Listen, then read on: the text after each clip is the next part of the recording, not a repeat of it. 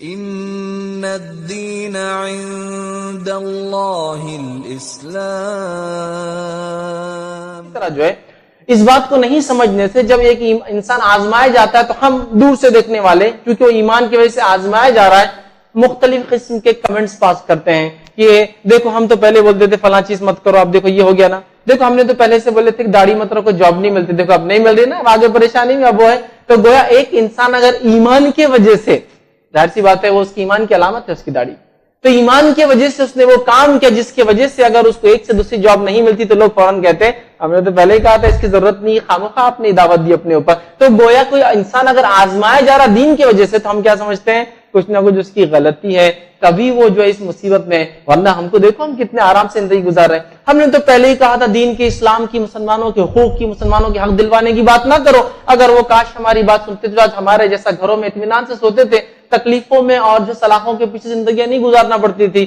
چپ خامخواہ انہوں نے یہ کیا. ایمان اگر ہے تو اس کے تقاضے یہ ہے کہ مسلمانوں کے اطمینان اور سکون اور ان کو جو آرام دینے کے لیے، ان کے لیے سہولتیں وہ کرنے کے لیے فراہم، مظلوم کو جس کے ساتھ ظلم ہو اس کو حق دلانے کے لیے انسان کو بہت سارے کام کرنے پڑتے ہیں، جس کی وجہ سے اگر کوئی آزمائش آئے تو وہ اس کا حصہ ہے، وہ اس کے ایمان کا تقاضا ہے، وہ اس کے کام کا تقاضا ہے. اور اللہ رب العزت اس کو دنیا میں اعلان کر رہا ہے کہ وہ ایک صحیح راستے پر ہے اور اس کا رب اسے یہاں بھی اس کا بدلہ دیں گے اور آخرت میں بھی اس کا بدلہ ہے. لیکن اس بات کو ہم سمجھ نہیں پاتے ہیں. بات سمجھ رہے ہیں؟ اور جو باتیں ہم دوسروں پر الزام لگاتے ہیں کبھی کبھار خود نہیں سوچتے کہ ہم جس کتاب کی طرف لوگوں کو بلاتے ہیں، انسانیت کو بلاتے ہیں، اور جس نبی کی طرف بلاتے ہیں ان کی زندگیاں اس سے بھری پڑی انہی واقعات سے کہ ایمان لائے تو آزمائے گئے. یوسف علیہ السلام بنا کسی وجہ کے وہ جیل گئے اور کئی سالوں کی سزا انہیں بھگتنا پڑی. سمجھ رہے ہیں بات؟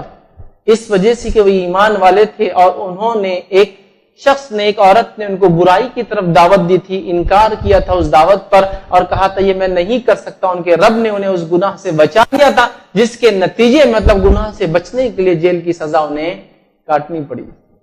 تو واقعات قرآن میں بھرے پڑے ہیں کہ جب لوگ ایمان لاتے ہیں تو وہ آزمائے جاتے ہیں، اور ہم سمجھتے ہیں کہ آزمائش ہے تو ایمان نہیں ہے اور ایمان ہے تو آزمائش نہیں ہونی چاہیے.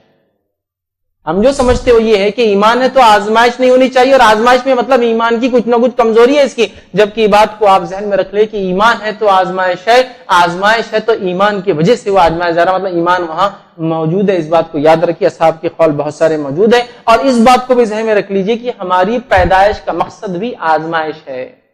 اللہ رب العزت نے مجھے اور آپ کو بھی آزمانے کے لیے پیدا کیا ہے. اللہ رب العزت قرآن میں فرماتا ہے سورہ ملک سورہ نمبر 66 اس کی آیت نمبر 2 میں اللہ فرماتا ہے الذی خلق الموت والحیات لیبلوکم ایکم احسن عملا، کہ ہم نے موت اور زندگی کو پیدا کیا اس لیے کہ تمہیں آزمائے تم میں سے کون ہے جو اچھے عمل کر کے آتا ہے. تو زندگی کا مقصد ہی آزمائش ہے. ایک ٹیسٹ کے لیے ہم دنیا میں بھیجے گئے کہ اس دنیا میں کیا کرتے ہیں ہم احسن عملا، بہت زیادہ عمل نہیں، بہت اچھے عمل کون کر کے آتا ہے، سب سے اچھے عمل کون کر کے آتا ہے جو اللہ کو قبول ہو.